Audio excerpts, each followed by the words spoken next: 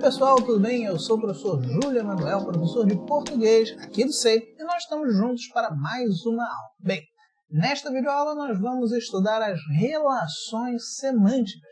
Bem, e o que são relações semânticas? São relações de sentido. A semântica é a parte da gramática encarregada de estudar o sentido das palavras. Vamos conhecer alguns nomes específicos dessas relações. O primeiro deles é a sinonímia. A sinonímia trata-se dos sentidos parecidos, não iguais, parecidos. Olho na tela para analisarmos aí algumas frases.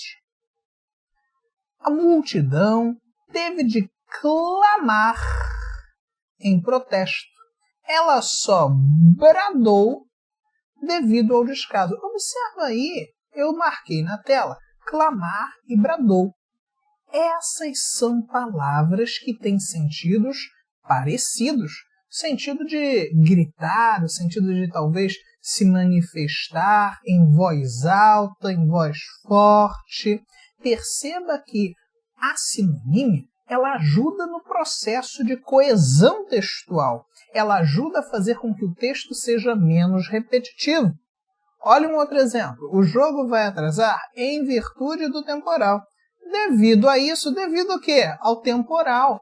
Né? Perceba então que em virtude do temporal e devido a isso, são expressões equivalentes, por isso que apresentam relações de sinonímia e estabelecem coesão textual.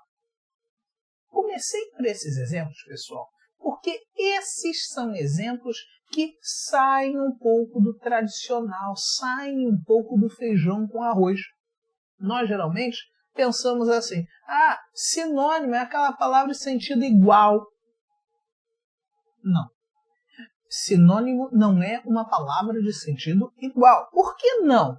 Pensa aí, casa. Casa, eu moro na minha casa. O lugar onde eu moro, ok, beleza. Agora eu poderia usar uma palavra de sentido mais afetivo. Eu poderia dizer assim, eu moro no meu lar. Lar, doce lar. Ah, que alegria. Bem, lar já tem um sentido mais carinhoso do que casa. No entanto, eu poderia também dizer, esta é a minha residência. Em que residência parece um tom mais formal, um tom menos subjetivo, um tom que não tem grau de afetividade. Parece que você está ali se escondendo num lugar que você se abriga. Né? Abrigo, inclusive, pode ser um outro sinônimo de casa. Os sinônimos, então, eles não têm sentido exatamente equivalente. Cuidado com isso. Os sentidos, eles são parecidos. Até porque você não diz assim, eu vou para a minha habitação agora, tchau. Não, né? Fica estranho. Ainda que seja um sinônimo. Ok? Então, nem todo sinônimo vai se encaixar também em toda frase. É necessário adaptar a partir sempre do contexto comunicativo. Ok? Vamos adiante. Uma outra relação que acompanha a sinonímia é a antononímia, que é a relação entre os antônimos. Antônimo, né, tem a ver com o sentido oposto. Por exemplo, vejam aí a frase que eu separei para vocês. O chegar e o partir são dois lados cruciais da vida. Chegar e partir, né, são antônimos. Bem como você é meu amigo ou meu inimigo? Antônimos, amigo e inimigo. O que é importante que vocês percebam? Que o antônimo ele vai ter sempre um sentido oposto. E cuidado, tá? Tem palavras que não têm antônimos. Por exemplo, cor, oposto de verde. Aí pode ser que você diga amarelo. Não. Amarelo não pode ser oposto a verde. Amarelo não tem oposição. Tá? Outra dica importante é que os antônimos eles participam de uma figura de linguagem que é a antítese. Percebeu que é parecido? Antônimo, antítese. Ok? Vamos adiante. Outra relação semântica é a dos homônimos. Homo, com H. Homo significa igual ou parecido. Nimo lembra nome. Existem 3 tipos de homônimos. Olha aí na tela. Ó. Primeiro, homônimo homógrafo. Segundo, homônimo homófono. Terceiro, homônimo perfeito. Aqui os homógrafos. Homo você já sabe que é igual, então a diferença estará aqui, ó. Grafo, fono, e aqui não tem nenhuma terminação. Vamos acompanhar então. Grafo significa o que? Grafo, grafia, escrita. Esse homônimo é parecido na escrita. Esse homófono é igual, é parecido no som, fono, som. Esse perfeito é parecido nos dois, na escrita e no som. Olho na tela para os exemplos. Essa aí você tem que prestar atenção na tela, hein? Porque homófono, acender. Observa como está escrito, hein? Com a letra C. Acender. Observa como está escrito, com o dígrafo SC. Por que é importante você não tirar o olho da tela agora? Porque você tem que reparar que essas palavras, uma com C e outra com SC, são pronunciadas da mesma forma. Se são pronunciadas da mesma forma, porque fono é som e homo é igual, então elas têm o mesmo som. O que vai diferenciar? A escrita e o sentido. Acender com C é iluminar, é pôr fogo. Por exemplo, vou acender a fogueira. E acender com SC é subir. Por exemplo, vou ascender na vida, vou subir na vida. Olhem aí outros exemplos. Caçar com C cedilha, sinônimo de perseguir, capturar. E caçar com duplo S, sinônimo de anular. Por exemplo, o deputado foi caçado com 2 S's. A caça aos animais é algo muito ruim para a natureza. C cedilha. Outros exemplos. Cela com C é um aposento, né, de religiosos ou ainda de prisioneiros, né? E cela com S é o arreio do cavalo. O que é importante ficar na sua cabeça? Homófono. O som é igual. O sentido é diferente. A escrita é diferente.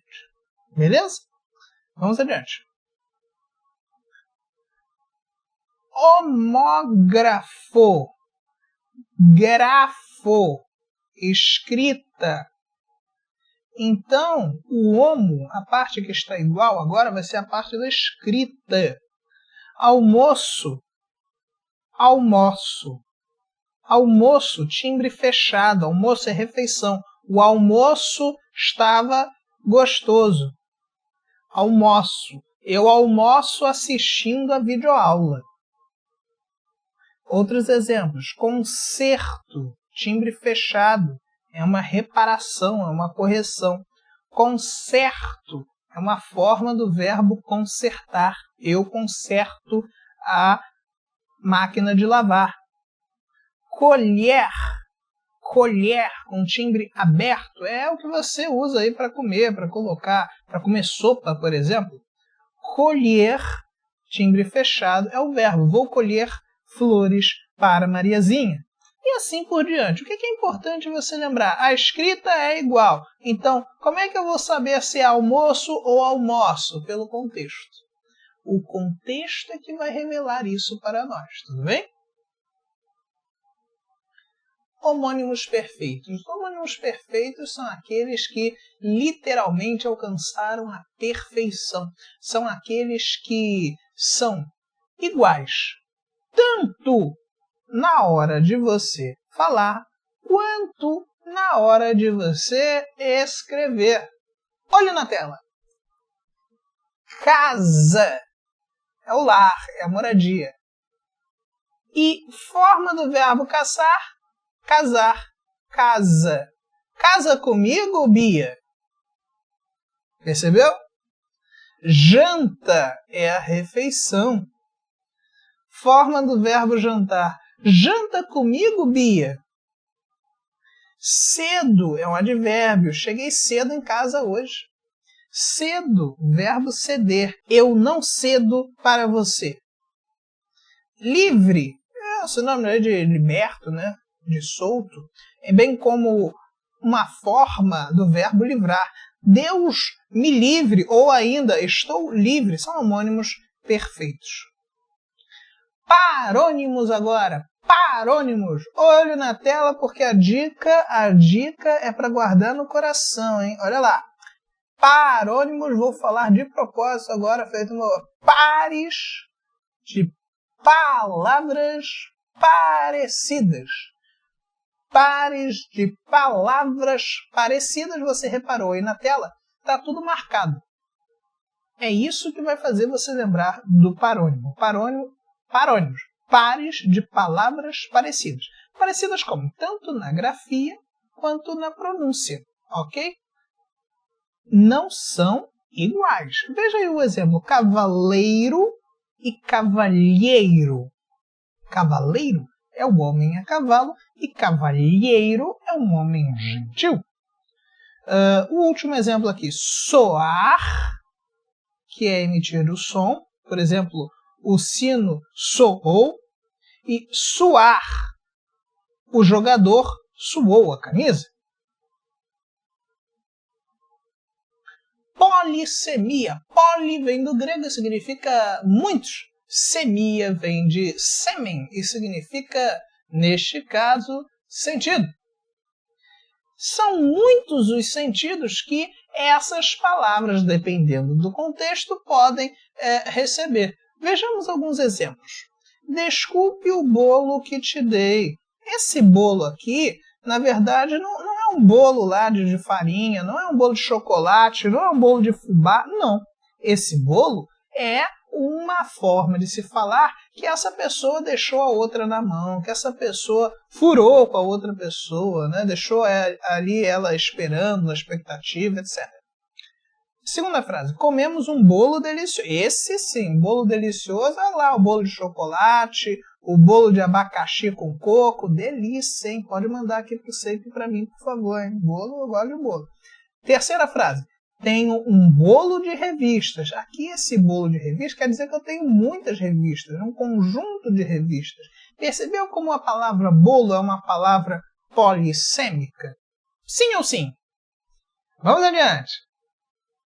Hiperônimo. Bem, o hiperônimo é quando nós usamos aí uma palavra que inclui um conjunto de outros seres. Por exemplo, animal.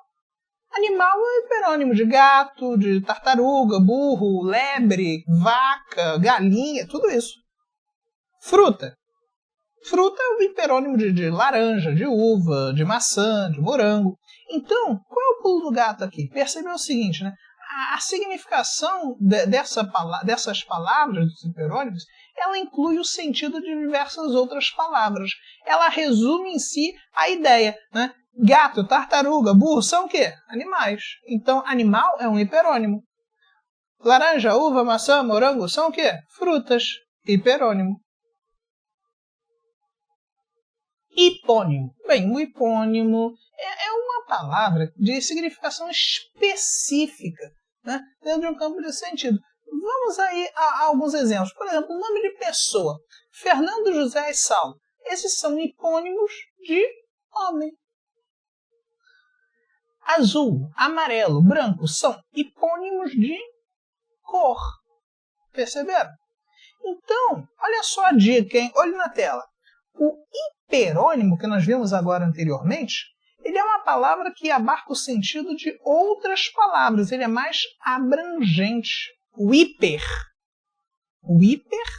é mais abrangente. O hipônimo, que é esse que está aí na tela, o hipônimo, ele é mais restrito em relação ao vocábulo genérico. Então, se eu voltar aqui, gato, tartaruga, burro são hipônimos em relação ao animal. animal em relação a essas palavras é hiperônimo, ok? Bem, com isso nós encerramos esta videoaula. Foi um prazer inenarrável revê-los. Até a próxima, um abraço virtual e tchau!